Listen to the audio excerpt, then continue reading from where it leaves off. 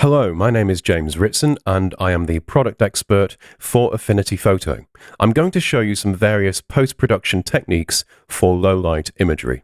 I've personally always struggled with this kind of imagery when it comes to knowing what to do at the editing stage, and I often find you have to adjust your mindset and skill set compared to, say, editing landscape or portrait images. So, over my years of using Affinity Photo, I've built up some techniques and workflows to help tackle low-light photography, and I'll share some of these with you in this video. With that in mind then, let's start with a pretty typical example. So I'll just get my raw file, drag it into Affinity Photo, like so. This is a single raw exposure, underexposed to try and retain some of the extreme highlight detail.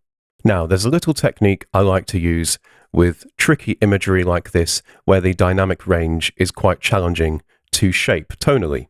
Before touching any sliders, like shadows and highlights for example, or perhaps the black point, I like to go up to the assistant options here and remove the default tone curve. So if I just move this window out of the way slightly and we zoom into an area where you can see some extreme highlight detail, by default, Affinity Photo applies this default tone curve. This is applied on top of the standard gamma correction. So if I set this to take no action, which chooses not to apply the tone curve, now we're just seeing the gamma corrected result. And this gives us an initial result with less contrast.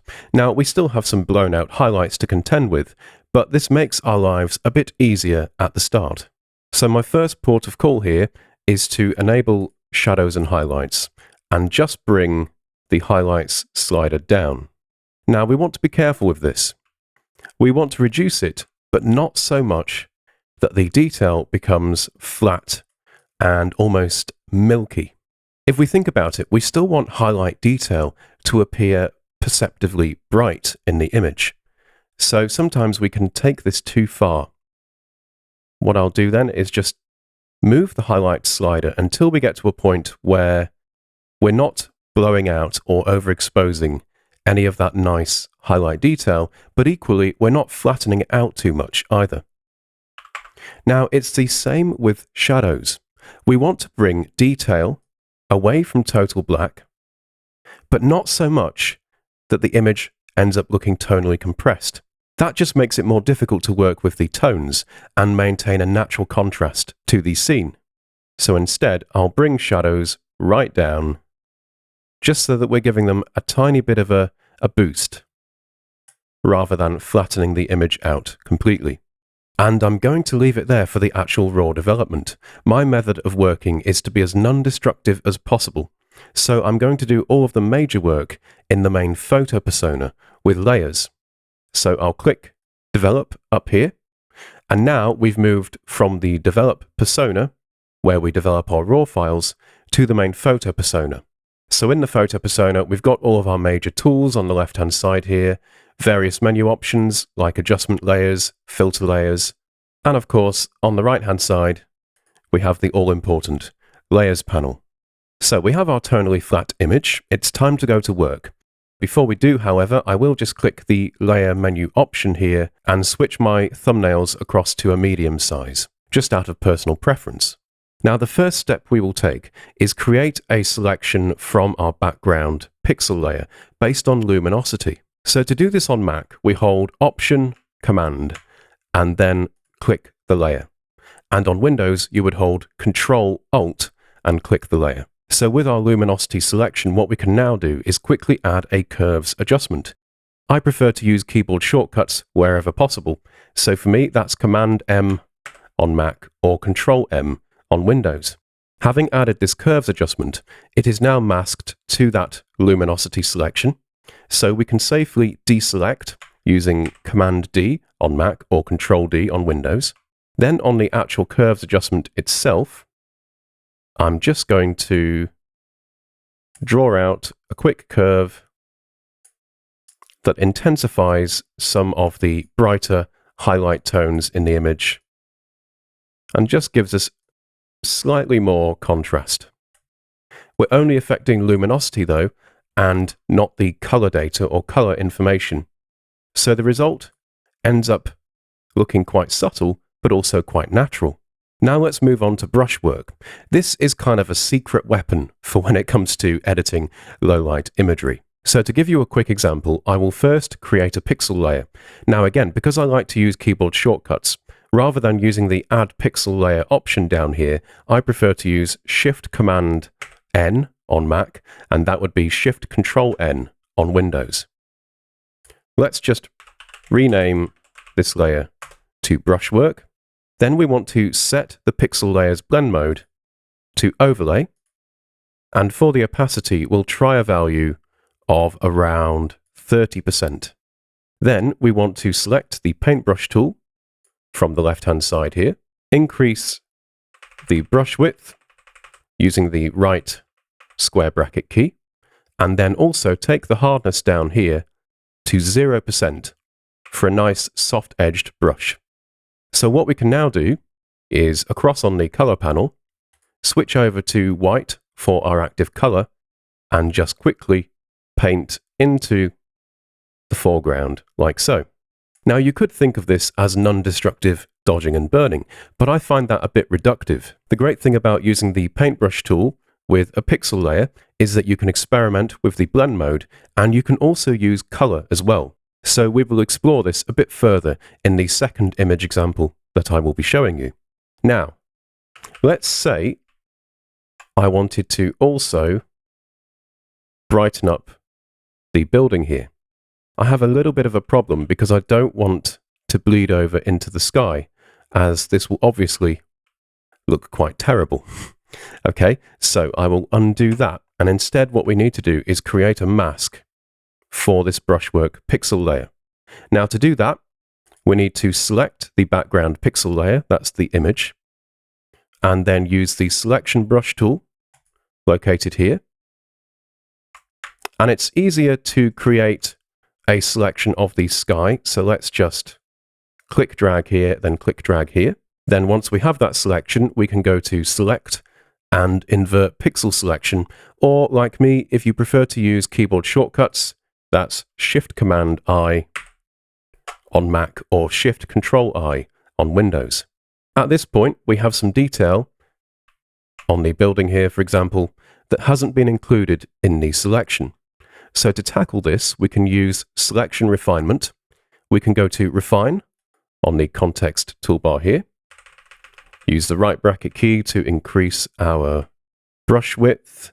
And then what we want to do is just click drag over these difficult areas to matte them. Okay, so what we can do is go up here and just drag over these areas of the building to include them in the selection by process of matting. We've got some window detail here where you can see the sky poking through. Let's just single click to matte that detail as well. Okay, I think I'll leave it there for the selection. So now I can just click apply on this dialog and I have my refined selection. So now with this active selection, I can click over onto the brushwork pixel layer to select it, then add a mask layer using this option. Nothing happens as of yet, but if we deselect, again, that's Command D on Mac or Control D on Windows, then select our brushwork pixel layer, get the paintbrush tool, and now paint into the rest of the building. Notice that the brushwork is not spilling out onto the sky detail. And in fact, if we now hide this mask, you can see what it would look like if that mask was not being applied to the brushwork layer. Okay, it's time to look at the color detail. So one of my favorite adjustments for manipulating color information is the Selective Color Adjustment layer. So I will add that to my layer stack here, and let me show you how powerful this can be. So for example, on the reds, let's bring cyan down, then switch across to yellows and bring yellow down. So immediately we've taken that murky yellow color cast away from the building detail here. Now, some of this is of course subjective, but that's the great thing about having a non-destructive layer stack. You can constantly revise your creative choices until you're happy with the result. So, I will move across to cyans, and let's bring that cyan all the way up. We're just looking at the sky detail here. Then do the same for blues, just bring cyan all the way up. So again, if I just show you the before and the after, it's quite a subtle change, but we've added a nice cyan hue to the sky detail here. Finally, on this adjustment, I might just switch across to the blacks and bring yellow down slightly to introduce a bit of a blue tint to the darker tones in the image. Okay, at this point, I think I will add another curves adjustment. Again, that's Command M on Mac or Control M on Windows. This time, it's not masked to a luminosity selection, so it's affecting the cumulative red, green, and blue channel information. And what I'll do is just add a little bit more contrast to this scene. Not too much, but just to give it that extra little bit of tonal punch. Now, after the curves adjustment, the colors might seem too intense. For example, the reds in the building detail might seem a bit garish. We can tackle this with an HSL adjustment. Again, keyboard shortcuts, so that's Command U on Mac or Control U on Windows. Now, if I switch across to the reds here, I will raise the luminosity. So this brightens up the red color detail, but also as a side effect, it reduces color intensity. If we feel that this is perhaps now too desaturated, we can just counteract this by raising the saturation shift slider. We can also do the same for cyans and blues as well. So let's just raise cyan luminosity and do the same for blue. And perhaps just bring a bit more saturation back in there as well. Now, I also have another favorite technique for adding a bit more drama and mood to the low light scene whilst reducing the intensity of color detail. And that is to use a black and white adjustment layer with a blend mode. Again, we can go to the layer menu to get our black and white adjustment, but I'm going to use this slightly convoluted shortcut here. So on Mac, that's Shift Option Command B. On Windows, that would be Shift Control Alt B. Then what we need to do on the black and white dialog is just set the blend mode to something like multiply. Now this looks really moody and intense, and I'm almost tempted to kind of go with this, but I'll stick with the plan and reduce the opacity down to about 25%. So if I just show you the before and the after, you'll see that produces a slight darkening effect, and it just takes the edge off the color saturation slightly as well. We can, of course, tweak the individual contribution sliders as well, just to fine-tune that result. Now let's do some more brushwork. So I will add another pixel layer, once again using my shortcut, so Shift Command N on Mac, Shift Control N on Windows. We'll also call this Brushwork, but this time we're going to use a blend mode of Reflect. And I will try this at an initial opacity of 25%, but generally when using the Reflect blend mode, you will probably find that opacity is too high. So what I will now do is once again select the paintbrush tool using B on the keyboard, and I'm going to hold Option on Mac or Alt on Windows, then click drag to color pick off a color tone in the image. In this case, I'm picking the yellowish tone from the window up here. That immediately assigns it to the active color here, and as we drag over our document, we can see a real-time preview of this.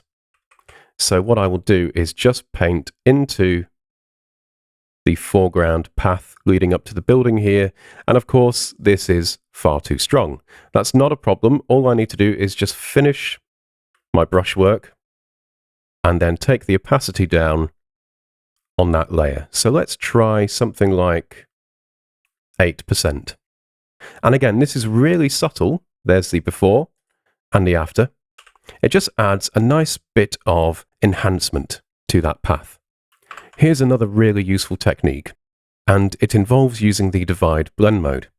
So what I can do is go to Layer and New Fill Layer. This will add a non-destructive vector fill over my entire document bounds. If I just hide this temporarily, what I can now do is get my color picker up here on the color panel and just drag it over a fairly bright yellowish tone, something like this. Then click here, as you can see, to assign it to the active fill color. I'm going to turn that fill layer back on and then set its blend mode to divide. Okay, so using a divide blend mode with a sampled near white color effectively neutralizes that color cast. This is, however, too strong of a correction, so what we can do is just bring the opacity down until we get the effect that we like. So let's start at 0%, where we still have that kind of murky yellowish tone going on, and then we can just raise the opacity until we feel that we've somewhat lifted that. So I'll go for somewhere around 35%. Now the next thing I might do is add some textural enhancement to certain areas of the image, specifically the building and the path leading up to it. To do this non-destructively, I can use a live filter layer, specifically a live clarity layer. Now, in contrast to destructive filters, which are found on the filters menu up here, live filter layers are found under the layer menu, and the most straightforward way to explain them is to imagine adjustment layers that apply filter effects instead. So for example, I can add this clarity filter to my layer stack. By default, it does child layer into the currently selected layer. We don't want that, we want it affecting the entire layer stack, so we can just click drag and bring it out at the top of the layer stack here. By the way, if you do this quite frequently, you can actually change the default behavior on the assistant options up here. So you'll see we have this option at the bottom, adding filter layer to selection. We can switch this to add filter as new layer. And whenever I have a new installation of Affinity Photo, this is one of the first changes that I personally make. Okay, so let's get the live clarity filter and drag the strength up. We can start to see that textural or structural enhancement going on here. But of course, it's affecting the entire image, or I should say the entire document. This is not ideal for our requirements, so what we can do is treat this like an adjustment layer that has a mask. At the moment, this clarity has a pure white mask. But what we can do is go to Layer and Invert, or for a keyboard shortcut, just use Command-I on Mac or Control-I on Windows. Now you'll see the clarity effect completely disappears. That's because we've inverted the mask and turned it pure black. So now, all we need to do is get the paintbrush tool, set our active color to pure white here, then paint into the areas where we want to apply that clarity effect, like so. Okay, the effect does look quite subtle when you're actually painting it back into the mask. So I can just hide that clarity filter and show you the before and the after.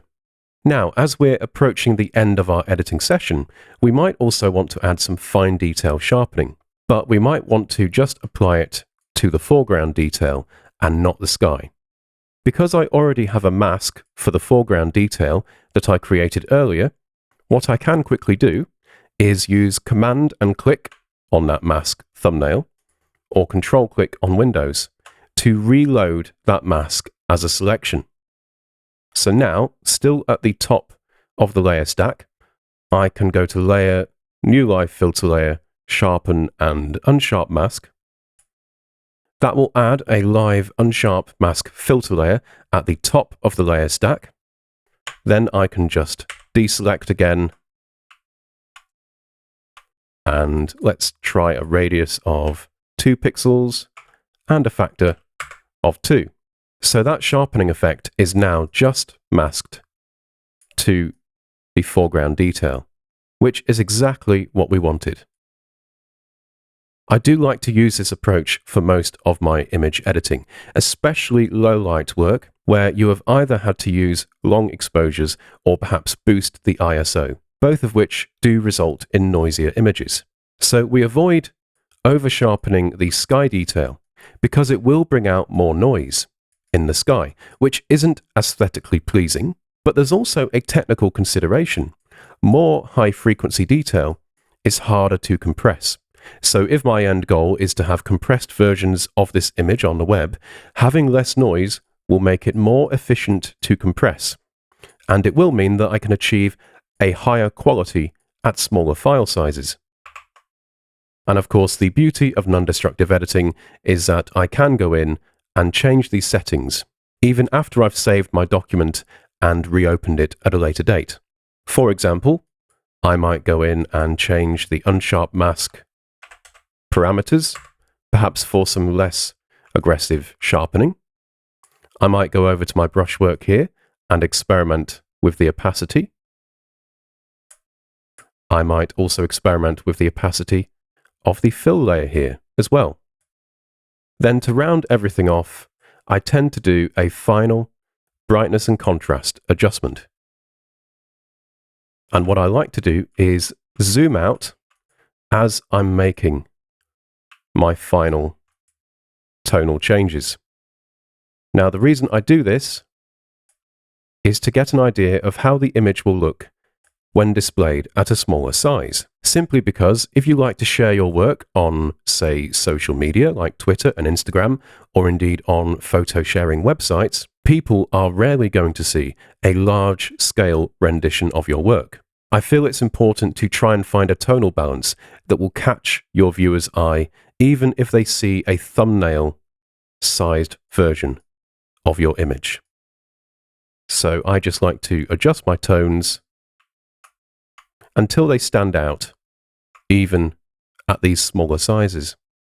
Then, of course, don't forget just to double check by zooming right in, just to make sure that the image itself doesn't appear too bright and overpowering at a larger size.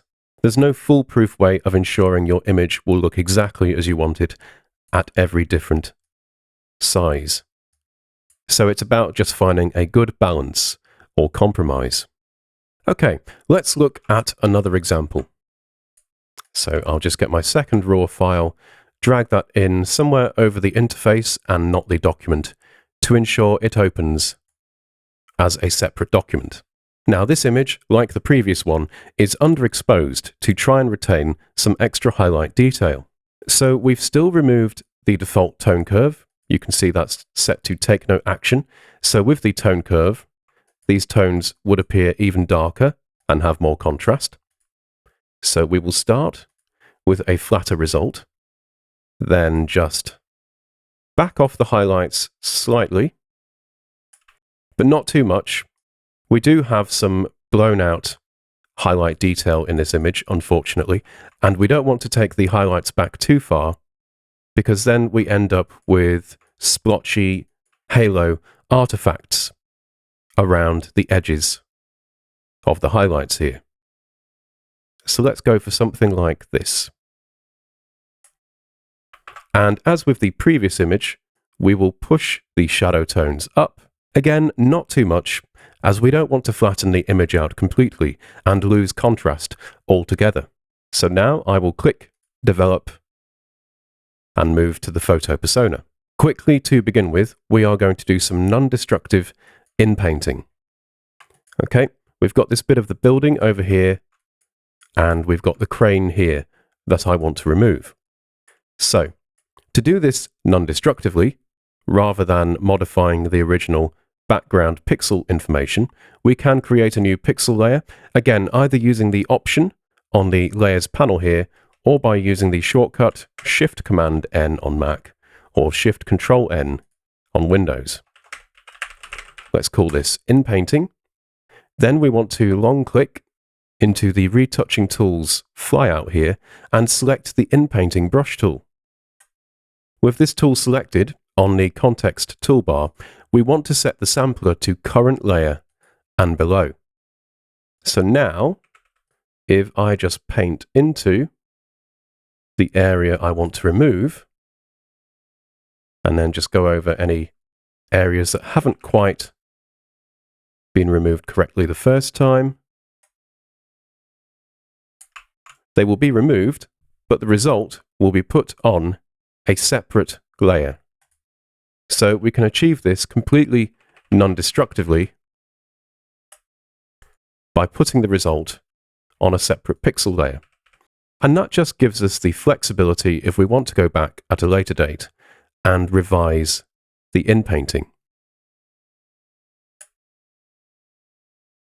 For example, once we start to do some more tonal work and perhaps stretch these tones a bit, we might reveal some inaccuracies in our inpainting work. Perhaps we might have missed an area, or there might be a small patch where the contrast varies slightly, and we would need to just go over that area again.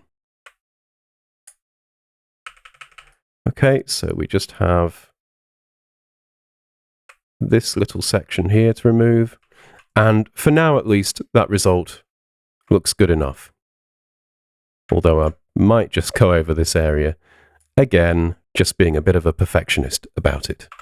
Okay, so removing the default tone curve during the raw development process does mean that later on we can add our own that's less aggressive. We'll do that now, so I'll use Command M on Mac, Control M on Windows, and let's just add in a curves adjustment to really make that highlight detail sing. We're really bringing out those tones. That will do for now, I think.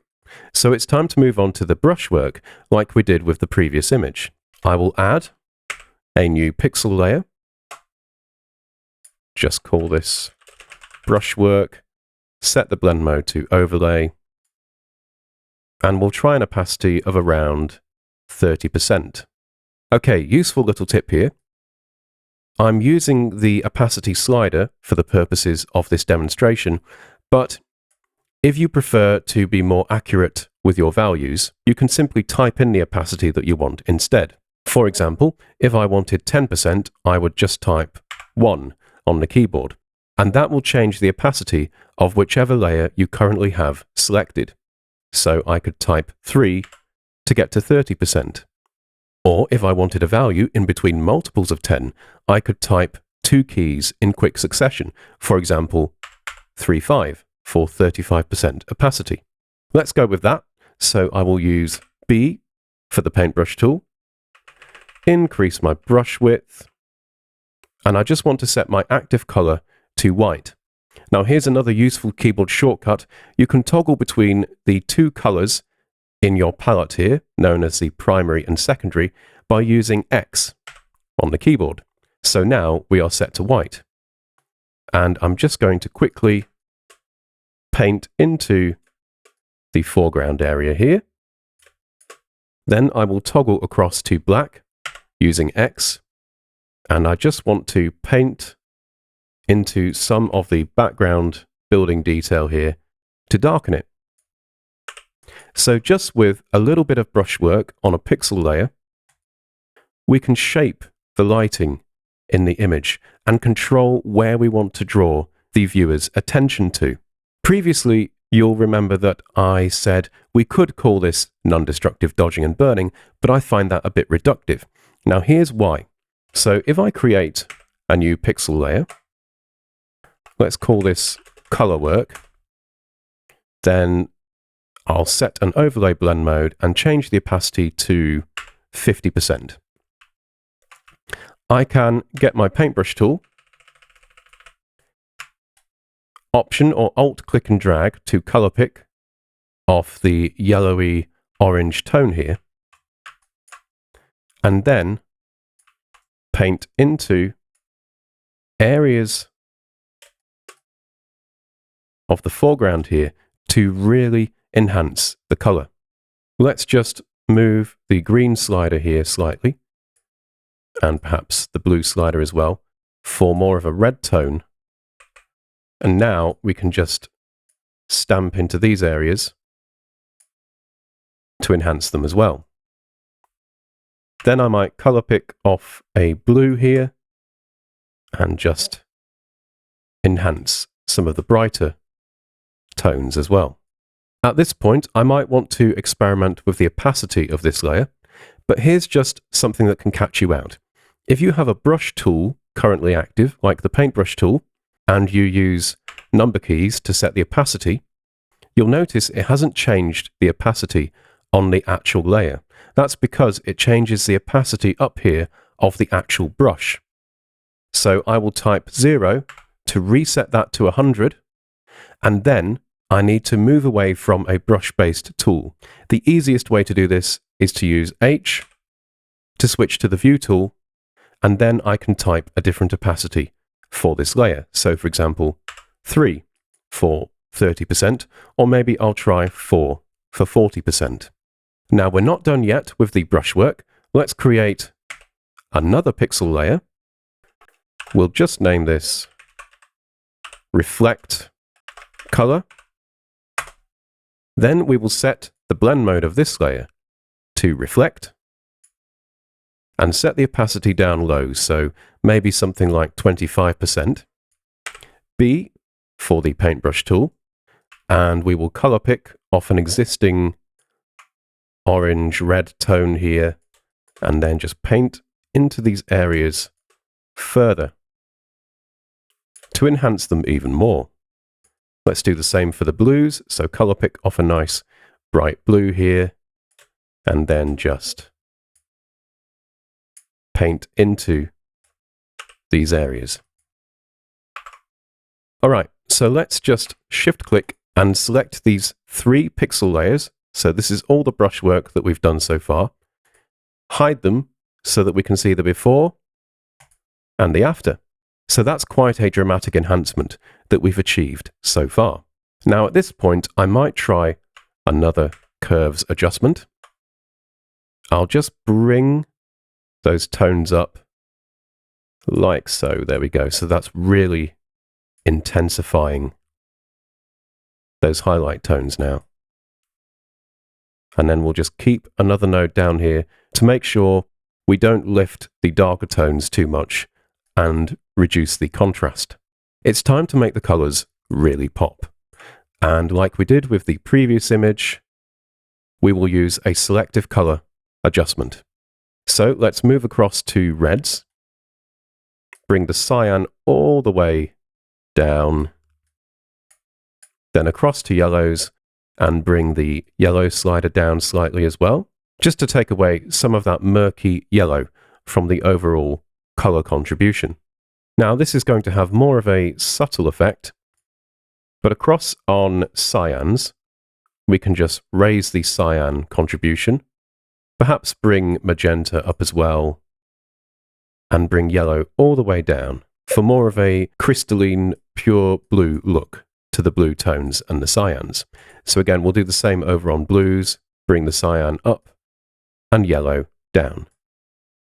Like I said, quite subtle, but overall it just adds to the vibrancy of the image. We might also move across to the whites and bring the yellow all the way down. And again, a very subtle change, but if I just show you what happens when we move this slider, we can just neutralize that yellow cast in the highlight detail if we wanted to. And if we move across to neutrals, we can take yellow down here too, although that effect is a bit more pronounced. So we might need to be careful about how far we take this slider. So maybe just bring it down ever so slightly, like so. So I can't praise selective color enough. It's my go-to adjustment for difficult mixed lighting, as it really helps to separate out the color tones and get some really fine control over them. Now, just looking at this image as a whole, the black crush might be a little bit too aggressive. So to counteract this, I can use a levels adjustment. That's Command L on Mac or Control L on Windows. Then just raise the output black level slightly. So again, we're making all of these little subtle adjustments, but it just helps to lift some of that detail away from a really dark and sinister black, and instead just add a bit more of a matte feel or appearance. Again, just talking about these little subtle differences that we can achieve, we can experiment with where this goes in the layer stack. I'll use my shortcuts for this, so I can use Command and left or right bracket on Mac, or that would be Control and left or right bracket on Windows, just to quickly move it up and down the layer stack. So you'll see the biggest change here occurs when we move it beneath that initial curves adjustment. So we can just evaluate and see where we might prefer to have this in the layer stack. Finally, let's do some sharpening. So I'll move to the top of the layer stack, then add my live unsharp mask, set a radius of 2 and a factor of 2. Unlike the previous example, I'm not too precious about having a really fine mask for this if I just want to affect the foreground. So instead, I'll do this quickly. I'll use Command I on Mac, Control I on Windows to invert that mask. That's now pure black. B for the paintbrush tool, toggle across to pure white here, then just paint in over the foreground and just roughly block in the building detail as well. Okay, there we go. And that will do. I'll perform a final crop just to tighten up the composition and get rid of some of the excess black sky detail. So C for the crop tool, just drag that in like so, that top crop handle, then use return to commit the crop. Cropping is non-destructive, however, so at a later date, if you did want more of the sky in, you could go back to the crop tool using C, check reveal up here, and you can see none of that detail has actually been discarded. So we could just increase our crop slightly and then commit that new crop. And that is it for my low light imagery editing session. I hope I have given you some useful ideas and techniques for editing this type of imagery in Affinity Photo. Thank you very much for watching and take care of yourselves.